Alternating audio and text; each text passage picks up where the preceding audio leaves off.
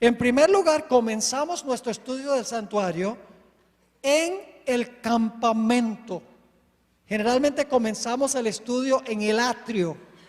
Es un error comenzar en el atrio. Hay que empezar en el campamento del santuario donde viven los pecadores.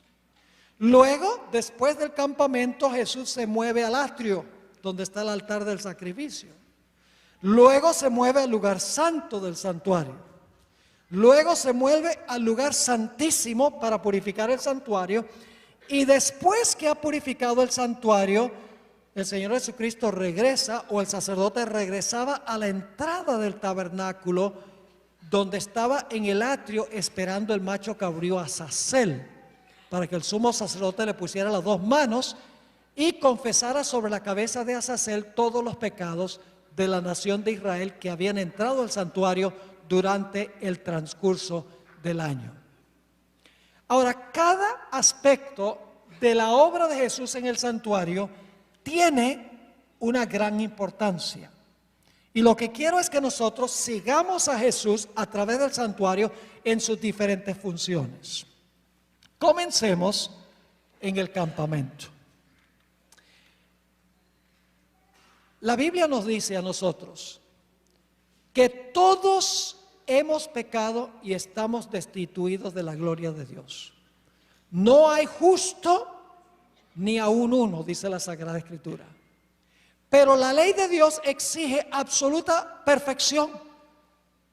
La ley dice: obedéceme y vive. El problema es que no hay un solo ser humano en este planeta que pueda rendirle a la ley la perfección que la ley exige. Entonces estamos en una situación difícil, una situación precaria, porque ningún ser humano le puede ofrecer a la ley la perfección que la ley exige. Por esa razón, el Señor Jesucristo vino a este mundo primero para vivir una vida santa, sin pecado, en nuestro lugar. Es decir, la vida que vivió Jesús en nuestro medio, en nuestro campamento, la vivió en lugar de cada ser humano que jamás haya vivido en la historia del planeta Tierra. Me explico. En el santuario, antes de que se sacrificara el cordero, el sacerdote tenía que estar seguro de que el cordero no tenía mancha. Es decir, no es solo la muerte del cordero lo que es importante, es la perfección del cordero, es decir, es el hecho de que el cordero no tiene mancha. El cordero sin mancha representa la vida perfecta de Cristo Jesús. Jesús vivió una vida perfecta, en perfecta armonía a la ley de Dios, y la vivió por cada ser humano que jamás haya vivido en la historia del planeta. Y ustedes dicen: pastor, ¿cómo es que Jesús puede haber vivido la vida en lugar de todos los seres humanos? La vida que nosotros debemos vivir. ¿Cómo es que Jesús vivió esa vida en nuestro lugar? Es muy sencillo. Solo el que creó a todos podía ofrecerse para vivir en lugar de todos. Yo pregunto: ¿Jesús creó a todos los seres humanos? ¿Cómo no? Y no falta alguien que me diga: pero pastor, yo nací fue de mi mamá. Entonces yo le digo: muy bien, ok. ¿Y tu mamá de dónde nació? Ah, de la mamá de ella. ¿Y la mamá de ella de dónde nació? Pues de la mamá de ella. Si vamos hacia atrás, ¿a dónde comienza el proceso? Con Adán y Eva. Cuando Jesús creó a Adán y Eva, nos creó a todos, porque todos descendemos de ellos. Solo el que creó a todos podía ofrecerse para vivir la vida que todos debemos vivir. En el campamento Jesús vino a vivir en nuestro medio, a ser tentado en todo como somos nosotros, pero sin pecado, para que Jesús le pudiera ofrecer a la ley la perfección en nuestro lugar que nosotros no le podemos ofrecer a la ley. Lo hizo por todo ser humano que jamás haya vivido. Pero nosotros tenemos un segundo problema. No es solamente que no le podemos ofrecer a la ley perfección, sino que si nosotros no le podemos ofrecer a la ley perfección, Eso es pecado. Y la Biblia dice que la paga del pecado es muerte. Así que tenemos otro problema. Como no podemos ofrecerle perfección a la ley dice, tienes que morir. Así que Jesús no solo vino a vivir la vida que nosotros debemos vivir, sino que Jesús luego se le colocaron todos nuestros pecados y Jesús murió la muerte que nosotros debemos morir. Vivió la vida que debemos vivir y murió la muerte que nosotros debemos morir. Y lo hizo por todo ser humano que jamás haya vivido en la historia del planeta Tierra. Vivió por todos y murió por todos. Esa es la obra que hace Jesús en el campamento, su vida perfecta, y en el atrio, el altar de sacrificio, donde Jesús sufre la muerte cargando los pecados de todo ser humano que jamás haya vivido en la historia del planeta Tierra. Y claro, no falta alguien que pregunte, pero pastor, si Jesús vivió en lugar de todos y murió la muerte que deben sufrir todos, entonces todos se van a salvar. Esa sería la aparente conclusión, pero no es así. Porque la Biblia enseña que nosotros tenemos que reclamar personalmente la vida y la muerte de Cristo en nuestro lugar. Tenemos que aceptar, en otras palabras, lo que Él hizo. ¿Cuál es el versículo más famoso de la Biblia? Juan 3:16. Hasta en los partidos de fútbol americano encuentra uno detrás de los goalposts. Juan 3:16. A veces enfatizamos solo la primera parte del versículo. Porque de tal manera amó Dios al mundo que ha dado a su Hijo unigénito. Y se nos olvida que hay una segunda mitad del versículo. Lo que hizo Jesús lo hizo por todo el mundo. Porque de tal manera amó al mundo, a Dios al mundo, que ha dado a su Hijo unigénito. Lo dio para todo el mundo, para todos los seres humanos. Jesús vivió y Jesús murió. Pero la segunda mitad del versículo dice, para que todo aquel que en Él cree, todo aquel que confía en Él, que reclama su vida y su muerte personalmente, no perezca, sino que tenga vida eterna. Usted tiene que reclamar lo que Jesús hizo personalmente. ¿Y a dónde reclamamos personalmente la vida y la muerte de Cristo Jesús? Es en la obra de Cristo en el lugar santo. Jesús fue al cielo para interceder por nosotros. Ahora, yo siempre hago una pregunta. Y la gente generalmente, aún en la iglesia adventista, contesta mal. La pregunta es esta: ¿perdonó el Señor Jesucristo en la cruz el pecado de todos los seres humanos? La respuesta es no. Y la gente se sorprende cuando yo digo que Cristo no perdonó los pecados de todos los seres humanos en la cruz. Ahora escuchen bien, sí perdonó los pecados legalmente de todos los que metían sus pecados al santuario en el Antiguo Testamento. Ustedes saben que la gente en el Antiguo Testamento solo se podía salvar porque tenían fe que Jesús en el futuro iba a venir a cargar los pecados y a morir. Si Jesús no hubiera muerto, esa gente que llevó la sangre de animales iba a perecer. Porque eso solamente anunciaba que Cristo iba a morir por los pecados de los seres humanos. Todos hubieran perecido. ¿Es así o no es así? Exactamente. Así que todos esos pecados que en el Antiguo Testamento la gente se arrepintió de esos pecados, confesó los pecados y vio en la víctima a Cristo, quien iba a venir en el futuro para cargar los pecados. Todos esos pecados, cuando Cristo murió en la cruz, fueron legalmente perdonados. Dios había perdonado esos pecados a base de la promesa del Mesías venidero, pero cuando Cristo murió en la cruz, los perdonó legalmente, porque Jesús en ese momento murió por los pecados de los seres humanos. Ahora, permítame ilustrar entonces este asunto. Pastor, entonces usted está diciendo que Cristo no perdonó los pecados de todos los que iban a vivir después que Cristo murió en la cruz. No. La Biblia nos enseña que Cristo solo perdona los pecados de los que por medio de Él se acercan a Dios y lo contratan como intercesor. Ustedes conocen ese texto que dice: si confesamos nuestros pecados, Él es fiel y justo para perdonar nuestros pecados. ¿Cuándo es que Dios nos perdona los pecados? Cuando nos arrepentimos y los confesamos. Si eso es cierto, entonces no todos los pecados fueron perdonados en la cruz. Yo pregunto, ¿el arrepentimiento y la confesión es una obra individual? Sí.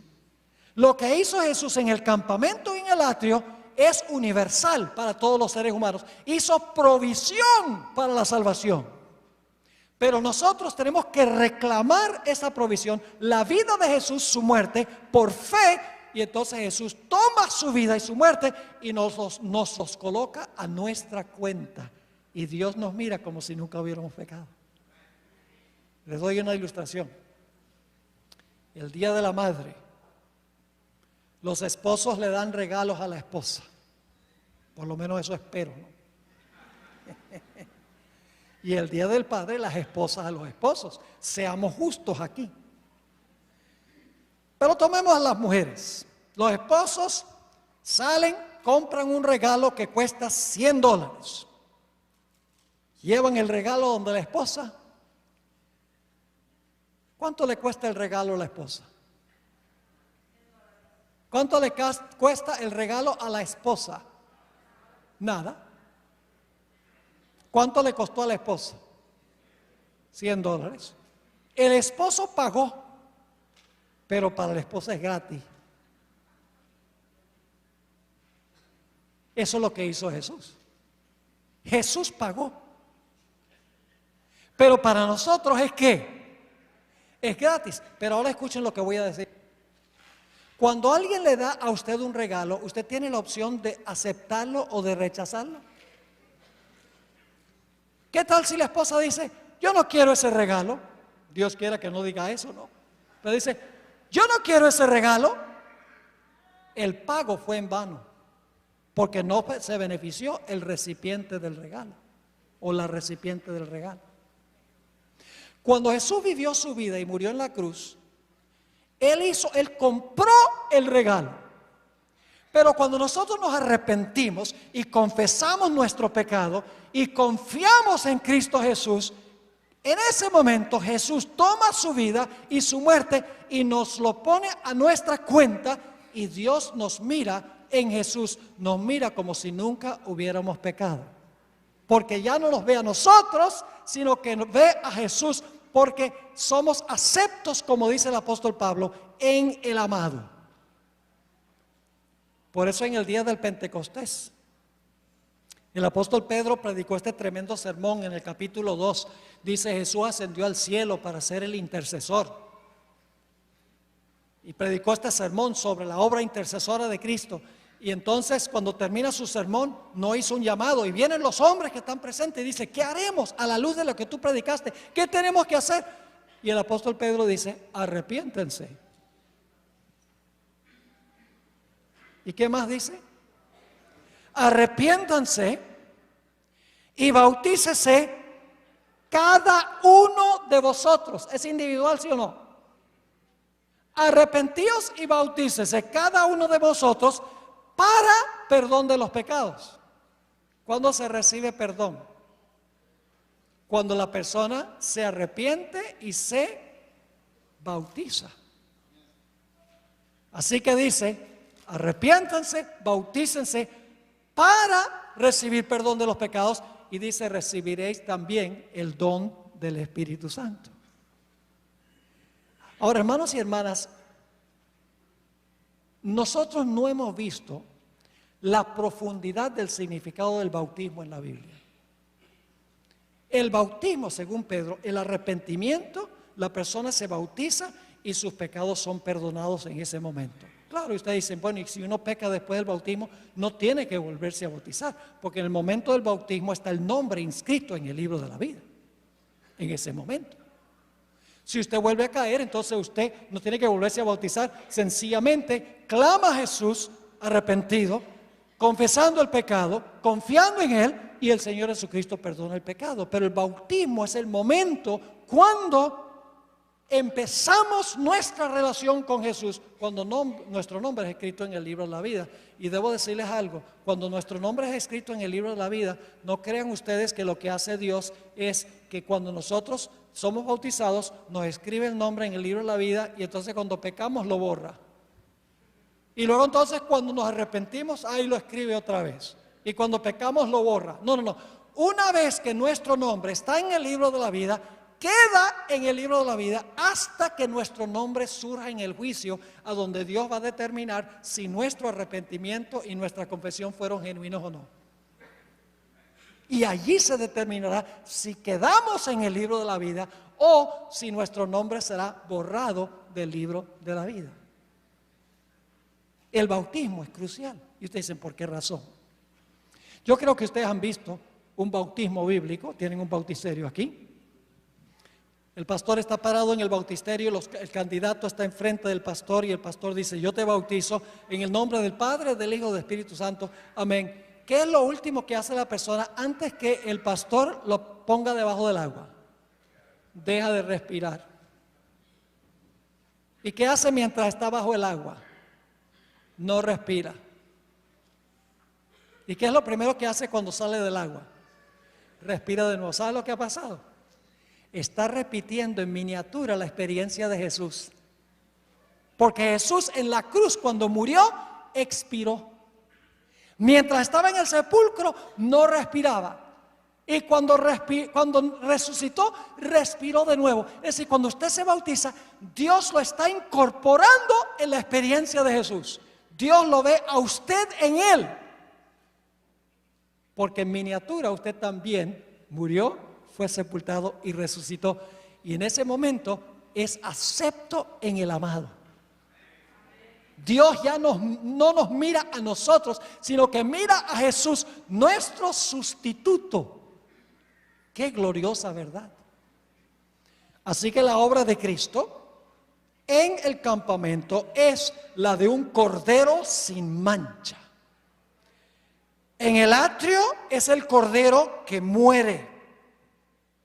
En el lugar santo es el sacerdote que intercede y aplica su vida y su muerte a los que se arrepienten, confiesan su pecado y por fe reclaman el regalo que el Señor Jesucristo compró. Para la mayoría de las iglesias la obra de Cristo termina allí.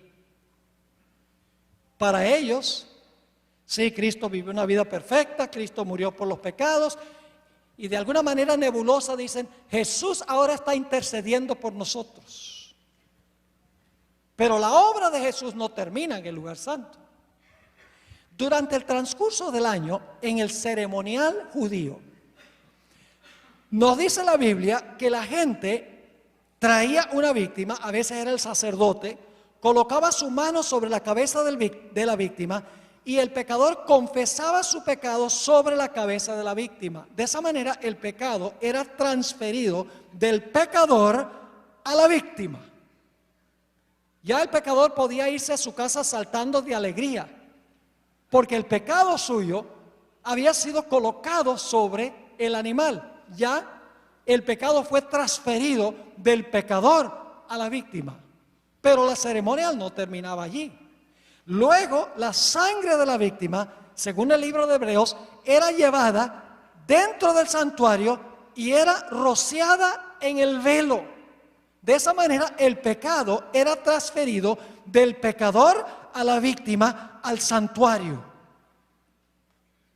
Y cuando entraba la sangre al santuario, entraba con el registro del pecado, porque el pecado había sido transferido a la sangre de la víctima. Así que, ¿qué pasaba con el santuario? El santuario se contaminaba, porque el pecado, ¿qué hace?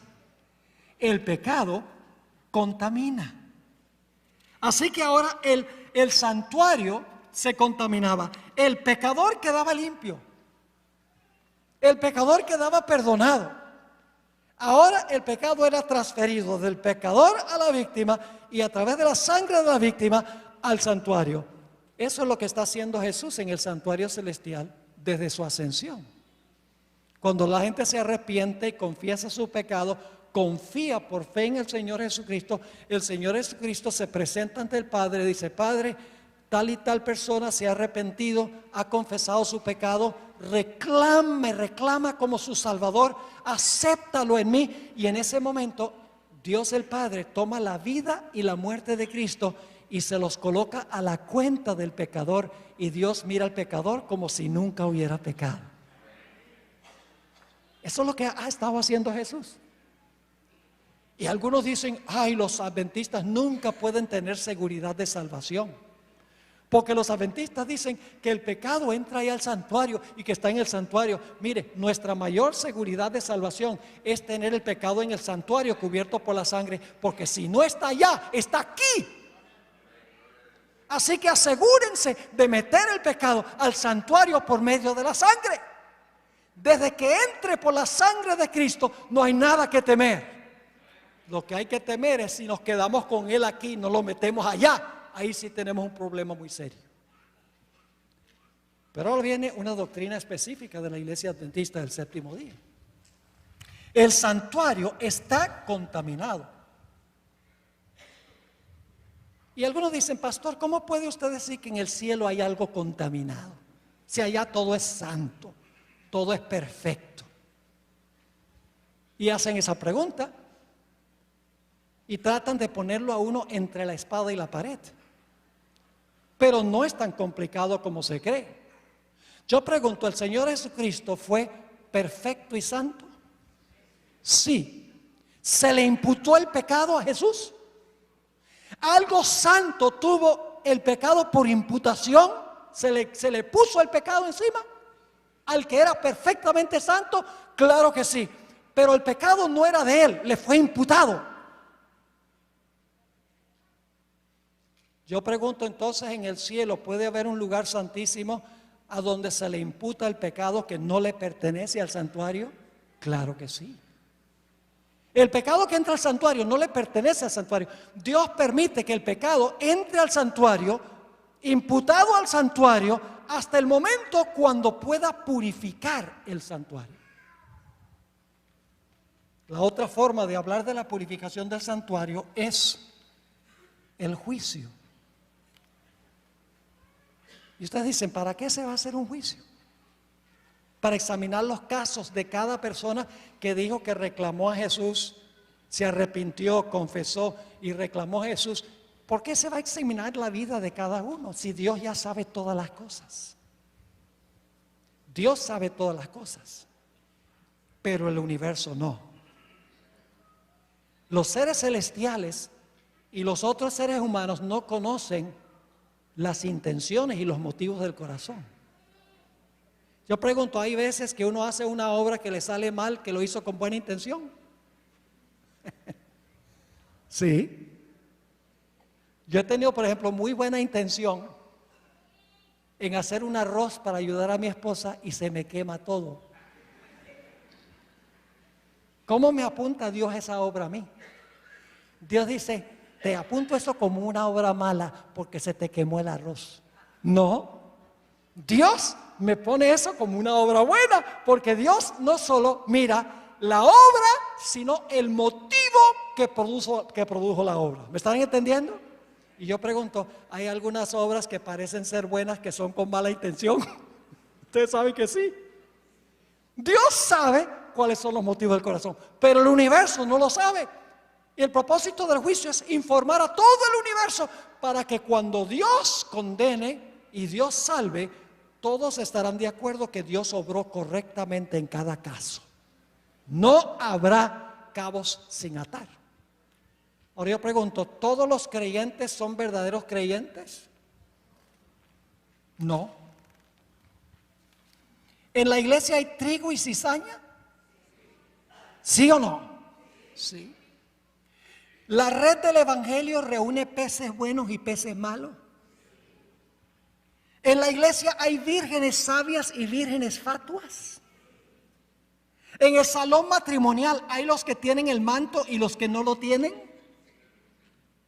Hay personas que dicen: Señor, Señor, que echan demonios y hacen milagros y dan profecías, que no son de Jesús.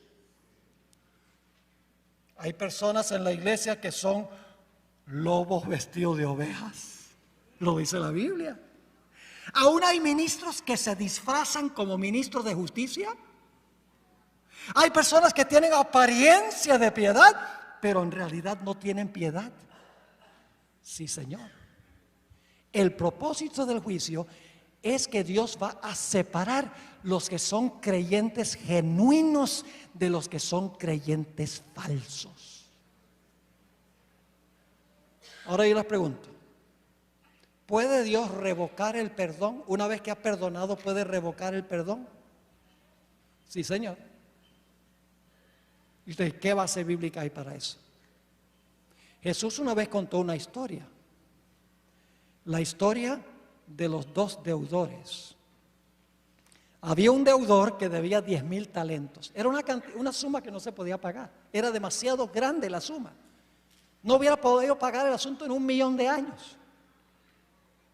Y su amo, muchos creen que lo que había hecho era desfalcado el dinero. Su amo lo llama y le dice: mira, ríndeme cuentas.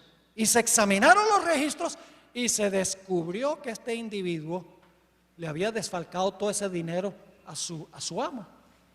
Por lo tanto, el amo dijo: mire, este no ha sido honesto. Dice: échenlo en la cárcel hasta que pague toda la deuda. Ahí se iba a morir en la cárcel.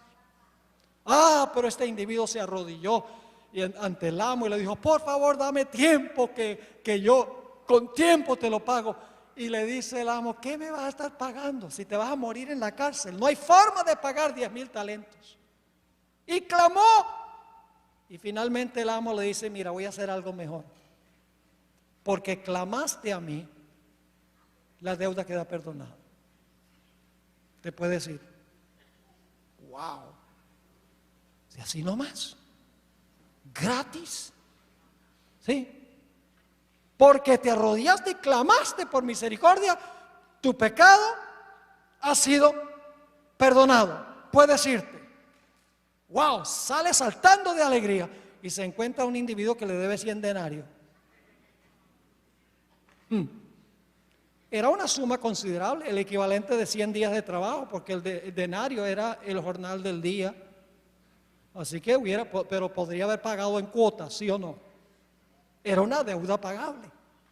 Y encuentra este individuo que le debe 100 denarios y le dice: págame lo que me debes. Lo mismo que había pasado con el amo y él.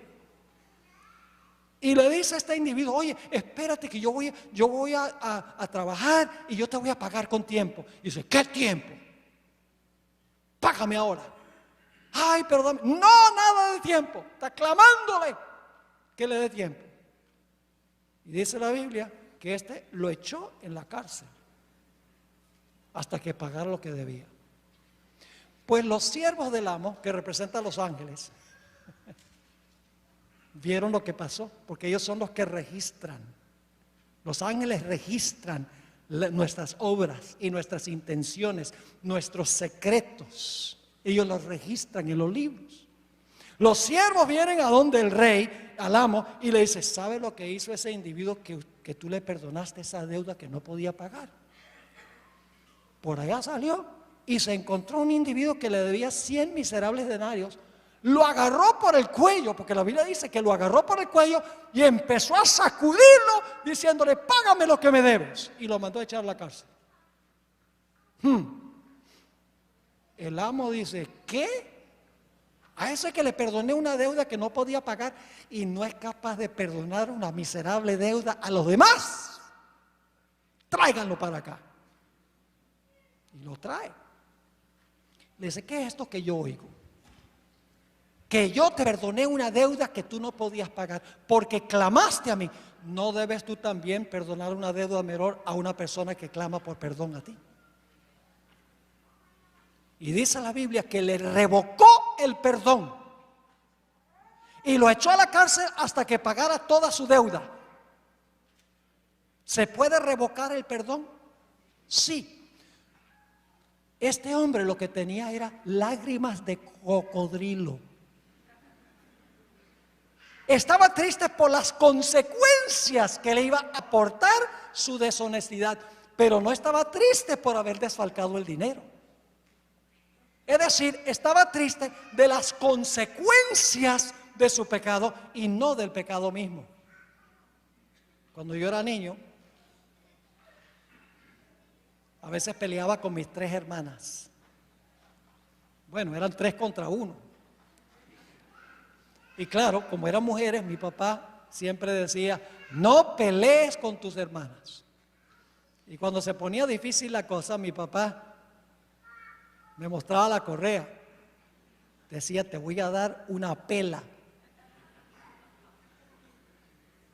¿Y sabes lo que yo le decía a mi papá?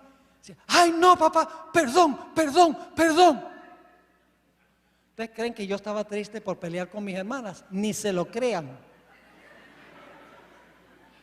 Estaba triste por las consecuencias que me iba a aportar. Iba a recibir el castigo. Este hombre que fue perdonado grande estaba triste porque lo iban a echar a la cárcel. No estaba triste por lo que había hecho a su amo. Se determinó cuando se examinó su caso que su arrepentimiento y su clamor no era genuino y por lo tanto se le revocó el perdón. Así va a ser Jesús en la obra en el lugar santísimo. Va a examinar la vida de cada ser humano para ver si esa persona en verdad de corazón se arrepintió, con agonía confesó su pecado y de verdad confió y tuvo fe en Jesús como su Salvador personal. Fe en la vida perfecta de Cristo y en la muerte de Cristo en la cruz, y ha reclamado con un espíritu genuino lo que realmente es su experiencia personal. Y eso es lo que ha estado sucediendo desde 1844, comenzando con los que primero vivieron sobre la tierra. El primer personaje en ser evaluado o investigado fue Adán. Los que primero vivieron, dice el Espíritu de Profecía. ¿Y saben lo que sucede con Adán? Hay cierto sentido en que Adán compareció ante el tribunal del Señor vivo. Y usted dice, pastor, eso no cuadra con nuestro concepto del estado de los muertos. Le voy a explicar cómo compareció Adán allá. Los seres celestiales están haciendo una película de nuestra vida. La Biblia lo llama libros. Está escribiendo un registro de nuestra vida en los libros celestiales, nuestra biografía completa, sin faltar nada. Y para dramatizar, en 1844, cuando comienza el juicio, Dios dice, Adán, preséntese ante mi tribunal. ¿Dónde estaba Adán en 1844? Muerto, desintegrado. ¿Cómo podía presentarse como el primero ante el tribunal de Cristo en 1844? Muy sencillo. Lo que hacen es traer, por dramatizar, el DVD de la vida de Adán. Se coloca el DVD, sin faltar un detalle, en el DVD player, y en pantalla grande se ve toda la vida de Adán. Cuando se termina de examinar el caso, Dios dice al jurado celestial, ustedes han visto la vida de Adán, muchos pecados tiene, se arrepintió del pecado, lo confesó y confió en mi nombre, sus obras demostraron su tristeza por el pecado. ¿Qué creen ustedes? ¿Queda en el libro de la vida o no? Y el jurado celestial dice, queda. Pues sabemos que Adán se va a salvar porque se van a encontrar los 2 Adanes, según el conflicto de los siglos. Y así sucede con cada persona que creyó en Cristo como Salvador. Ninguna persona que no creyó en Cristo es juzgada antes de la segunda venida. Y ustedes dicen, ¿por qué solamente son juzgados los que profesaron el nombre de Jesús? Es muy sencillo, porque cuando Jesús venga se los va a llevar. Los impíos no hay que juzgarlos porque eso se quedan. Pero Dios tiene que demostrar ante el universo a quienes tiene derecho de llevarse al cielo cuando regrese por segunda vez. No hay urgencia para hacer eso con los impíos. ¿Me están entendiendo? Y eso es lo que está haciendo Jesús en el santuario, purificando el santuario. Y mientras Jesús purifica el santuario celestial, el pueblo de Israel estaba fuera del santuario purificando el pecado de sus vidas, afligiendo su alma, ayunando, clamando al Señor estaba el pueblo fuera del santuario. A veces enfatizamos tanto que Jesús está purificando el santuario celestial, que nos olvidamos que Jesús nunca va a purificar algo de allá que no ha sido purificado aquí. Hay una obra paralela que hay que hacer en la tierra mientras Jesús está purificando el santuario celestial. Llega el momento en que Jesús juzga a la última persona y termina con los vivos, dicho sea de paso. Juzga a la última persona que profesó el nombre de Jesús. Se cierra la administración intercesora de Cristo en el santuario. El cierre de la gracia, que es antes de la segunda venida.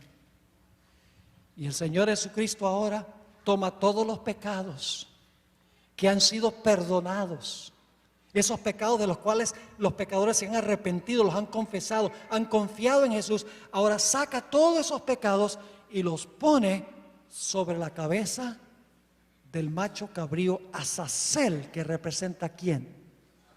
A Satanás, el originador, el instigador y el perpetuador del pecado, el que últimamente es responsable de la infección del pecado en el universo.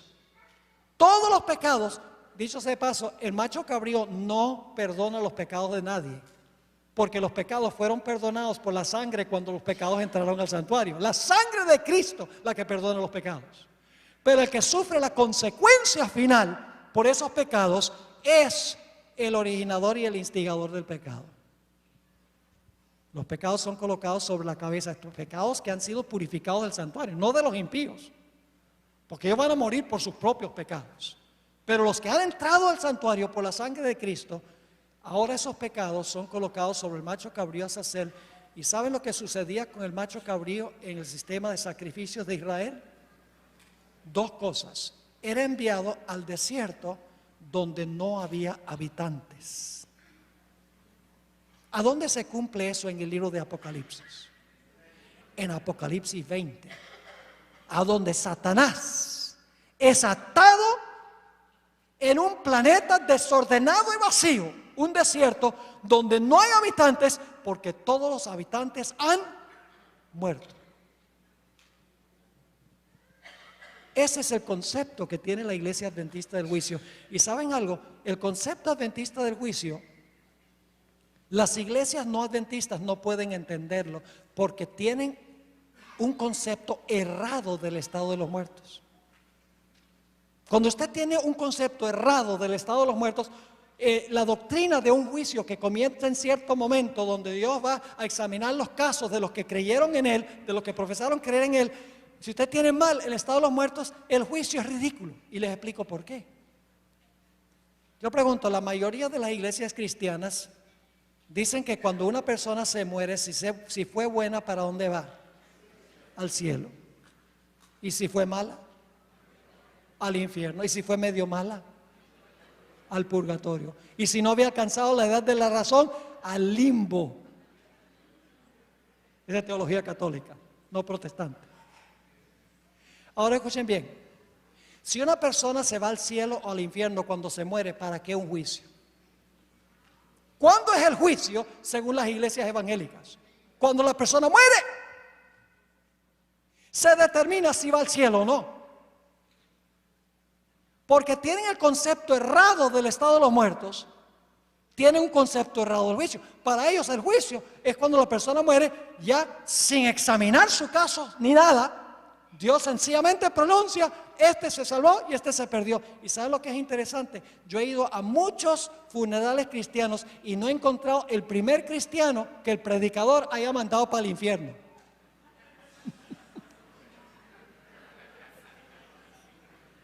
Todos, ay, nuestra hermana Bárbara está disfrutando con el Señor en el cielo. Y la gente llorando, ay, ¿por qué está celebrando ella allá? Yo digo una cosa, si la persona se fue para el cielo, no lloremos, hagamos una fiesta. Pero la gente sabe en las profundidades de su ser que la muerte es algo terrible. Porque tienen un concepto errado de lo que sucede cuando una persona muere. Que la persona recibe su recompensa del cielo o el infierno cuando muere. No pueden concebir que el juicio haya comenzado en cierto determinado momento, que se está juzgando a la gente en orden cronológico para ver si su profesión fue genuina o no, para que todos los seres celestiales concuerden que Dios obró correctamente en cada uno de los casos. Porque Dios no solo se preocupa para que este mundo entienda, sino que todo el universo esté en armonía. Porque el pecado es un problema universal, comenzó en el cielo. Todo el universo está involucrado. Así que Dios, el propósito del juicio es exonerar o vindicar a Dios ante el universo. Para que todos entiendan que los que se salvan, se salvaron correctamente, y los que se perdieron correctamente también, por las decisiones que ellos tomaron. Y luego entonces la conclusión, después de colocar los pecados sobre la cabeza de Azazel, el Señor Jesucristo se quita sus vestiduras sacerdotales y se pone sus vestiduras de rey. Y una vez una persona decía: pastor, ¿dónde dice la Biblia que Jesús se va a quitar sus vestiduras sacerdotales y se va a poner sus vestiduras como rey? Lo dijo con cierto sarcasmo. Yo le dije: mira, si tú usaras tan solo un poquito de la materia gris que Dios te dio, podrías contestar tu propia pregunta. Y le dije: mira, déjame preguntarte, ¿dónde está Jesús ahora? Está en el santuario. Le dije: muy bien, contestaste correctamente. Le dije: ¿qué está haciendo ahí? Está intercediendo, dice la Biblia. Intercede por nosotros, es nuestro abogado. Abogado tenemos. Le dije: bien, de 2, vamos bien. Pero entonces le pregunté, le dije: y déjame preguntarte algo. ¿Cómo viene vestido Jesús? ¿Cómo está vestido Jesús ahora en el cielo? Como sumo sacerdote. Si es el intercesor, está vestido como sumo sacerdote. Le dije: bueno, de 3, wow, vamos por buen camino. Pero no lo tenía donde lo quería. Y le dije: déjame hacerte una última pregunta. Cuando Jesús regrese a la tierra, ¿cómo regresa vestido? Hubo un momento de largo silencio. Y dice: bueno, Apocalipsis 19 dice que viene vestido como Rey de Reyes y Señor de Señores. Y entonces le miré y le dije: pues si ahora está vestido como sumo sacerdote, pero cuando venga viene vestido como rey, antes de venir como rey tiene que haberse cambiado.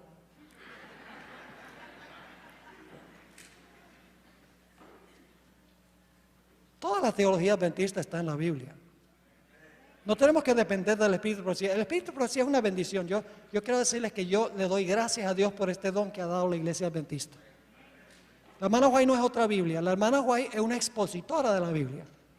Nos ayuda a entender cosas que están tal vez debajo de la superficie, que no se ven a simple vista, al menos que estudiemos cuidadosamente.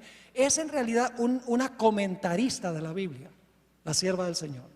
No debemos sustituir a la hermana White en lugar de la Biblia. Sencillamente nos ayuda a hallar gemas en la Biblia que posiblemente por ser superficiales no vemos o no captamos. Pero es una bendición inapreciable el don del Espíritu de Profecía en la iglesia adventista, y tristemente nos hemos alejado en gran medida de usar el Espíritu de Profecía. Ahora quiero tratar, ¿les queda claro hasta este momento? Último punto que quiero tratar, escuchen bien esto. Todas las verdades distintivas de la iglesia adventista se encuentran en el lugar santísimo del santuario. Lo que el mundo cristiano aborrece está centrado en el lugar santísimo. Como no han entrado al lugar santísimo, no entienden las verdades para este tiempo, la verdad presente. Yo les pregunto, ¿qué se encontraba dentro del arca del pacto? La ley. ¿Qué dice el mundo cristiano de la ley? No estamos bajo la ley, sino bajo la gracia. No es la letra mata, el espíritu vivifica. La ley fue clavada en la cruz. Eso es lo que dice el mundo cristiano. Si hubieran entrado al lugar santísimo, ¿qué verían en el lugar santísimo? la ley de Dios. ¿Qué se encontraba en el centro de la ley? El sábado. ¿Qué sucedería si el mundo cristiano entrara al lugar santísimo donde está Jesús y viera dentro del arca del pacto y viera los 10 mandamientos? Enseguida vería ¿qué cosa? El sábado todavía está vigente, porque el santuario terrenal era una copia del celestial. Las tablas estaban en el santuario terrenal, en el arca. En el cielo también hay un arca del pacto. Apocalipsis 11:19 dice: el cielo fue abierto y vi el arca del pacto. Es del pacto, porque la ley es el pacto. El mundo cristiano entendería, wow. Y por eso los pioneros, poco después de entender el santuario, aceptaron el sábado.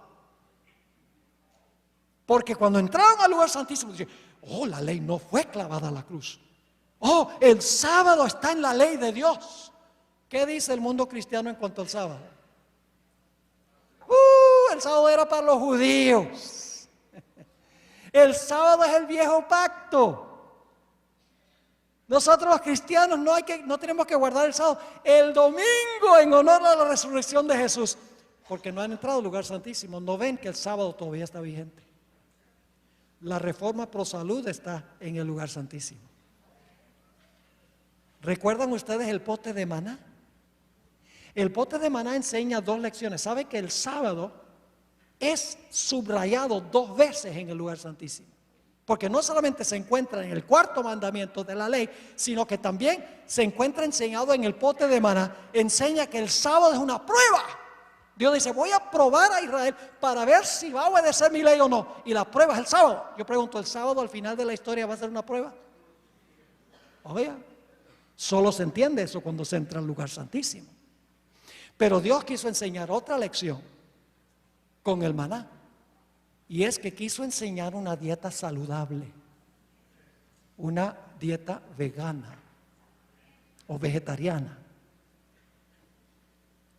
¿Ustedes recuerdan cuando el pueblo de Israel, después de comer maná por mucho tiempo, se aburrieron? Estamos cansados de este maná.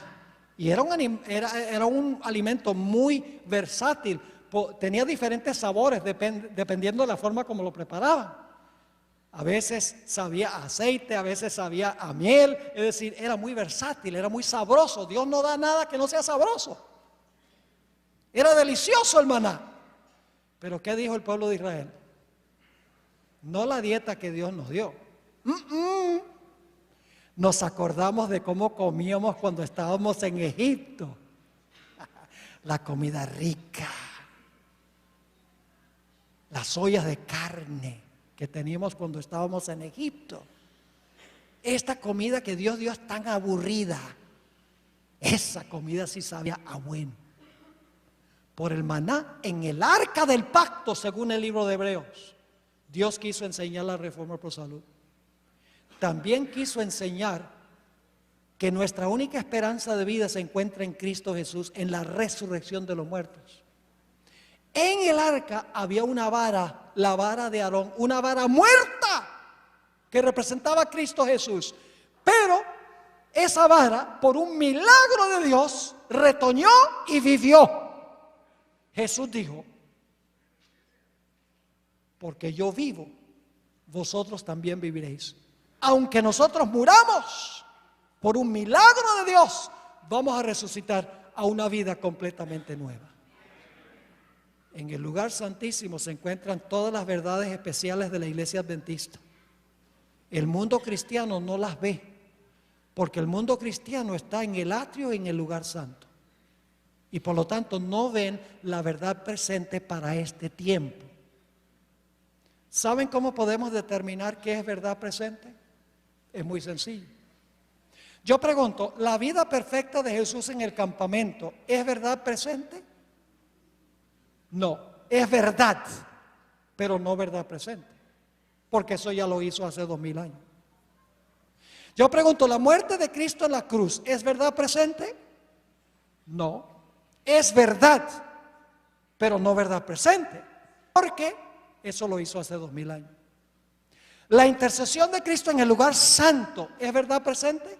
No, porque eso concluyó en 1844. ¿Quieren saber qué es verdad presente?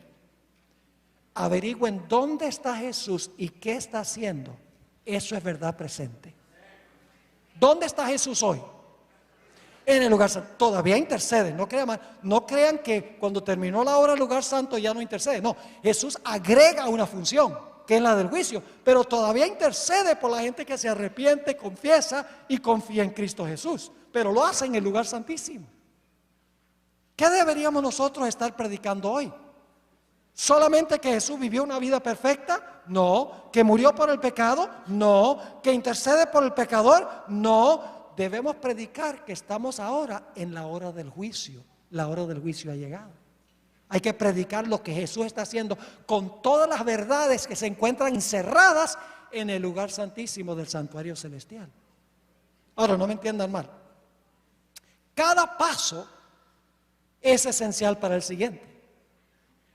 Yo pregunto, ¿Jesús podría interceder por los pecadores sin haber vivido una vida perfecta? No.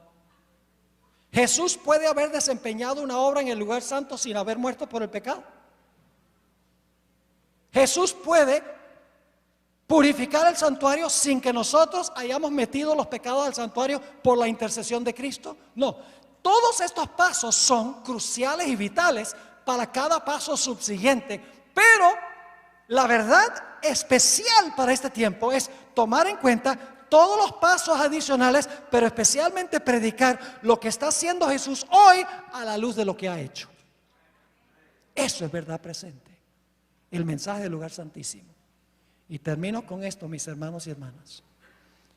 Tristemente, en gran medida nos hemos extraviado de nuestro mensaje especial para este tiempo. Nos hemos vuelto evangélicos del séptimo día. Y no me entiendan mal, no miro mal a los evangélicos. Dios los ama, debemos amarlos a ellos. Debemos amar a los católicos, pero desconocen todo esto. Desconocen la doctrina del santuario.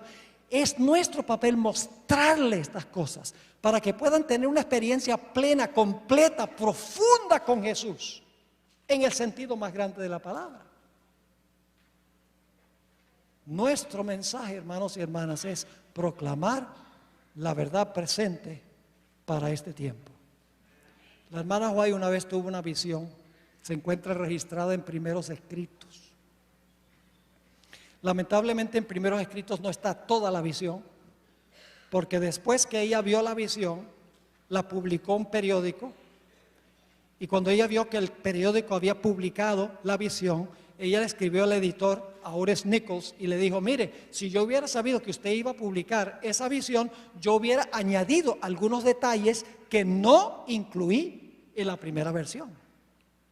Así que ella escribió algunos detalles adicionales que no se encuentran en Primeros Escritos. Básicamente, para hacer una larga historia corta, el título del capítulo en el libro Primeros Escritos es el fin de los 2300 días, cuando iba a comenzar el juicio en 1844. Dice que vio un trono y en el trono estaban sentados el Padre y el Hijo. El trono estaba en el lugar santo.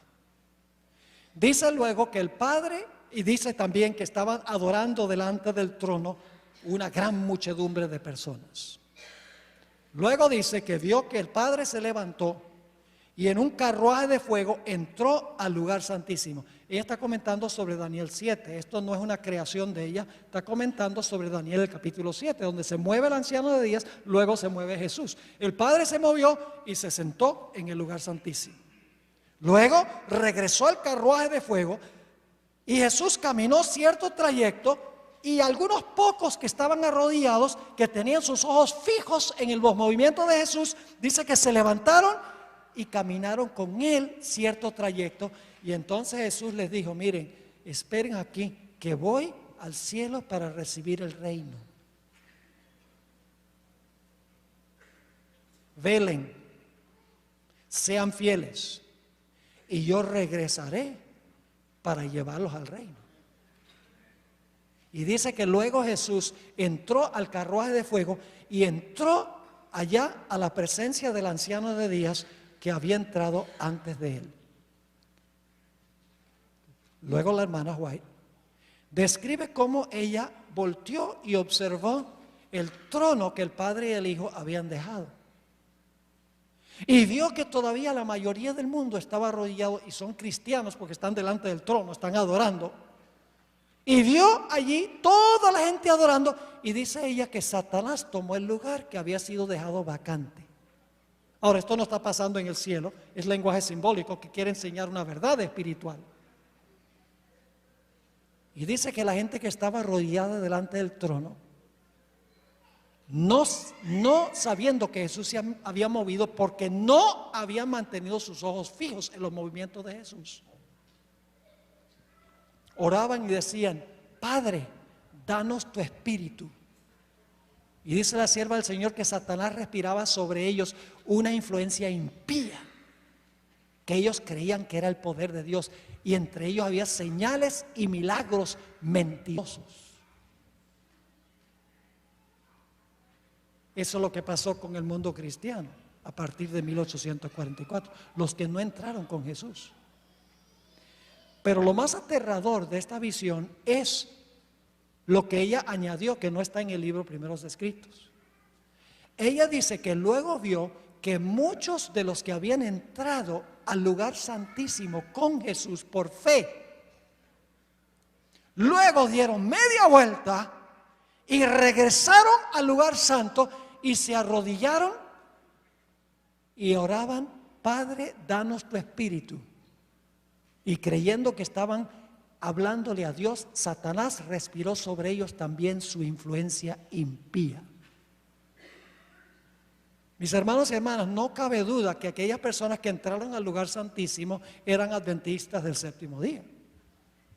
Porque la iglesia adventista es la única que enseña que Cristo entró al lugar santísimo y debemos seguirlo por fe al lugar santísimo. Quiere decir que muchos de los que entraron al lugar santísimo con Jesús, después lo que hacen es regresar y adorar como adora el mundo cristiano. Y Satanás derrama sobre ellos una influencia impía, que creen que es el poder de Dios, pero es el poder de otro espíritu.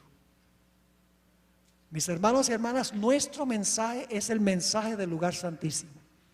Ahí está encerrada la ley, el sábado, la reforma pro salud, el juicio, el estado de los muertos. Todas las verdades distintivas de la iglesia adventista se encuentran ahí. Son las verdades que el mundo cristiano no aprecia y muchos no quieren. ¿Qué dice el mundo cristiano en cuanto a la reforma pro salud? Dice: la oración santifica el chancho.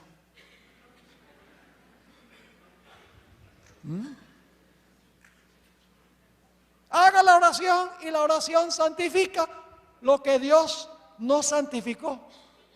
¿Qué dice el mundo cristiano del juicio? No, cuando tú te mueres vas al cielo o vas al infierno. ¿Qué dice en cuanto a la ley de Dios? Fue clavada en la cruz. ¿Qué dice en cuanto al sábado? Fue para los judíos. Todas las verdades distintivas son rechazadas por el mundo cristiano, porque el mundo cristiano rehusó entrar al lugar santísimo con Jesús. ¿Les queda claro el punto? Así que, mis hermanos y hermanas, tenemos nosotros que recobrar nuestro mensaje y nuestra misión. No podemos proclamar mensajes meramente evangélicos. Gloria a Dios, los evangélicos, hay mucha gente sincera, buena. Hay evangélicos que son más fieles que muchos adventistas, pero necesitan conocer la verdad para este tiempo. Necesitan conocer la verdad presente para que sus vidas puedan estar en armonía con la plenitud de la voluntad de Dios. Ojalá que nosotros seamos instrumentales en compartir este mensaje con personas que están buscando con corazón sincero una experiencia más profunda con nuestro Señor y Salvador Jesús. Oremos y luego voy a contestar rápidamente unas poquitas preguntas aquí.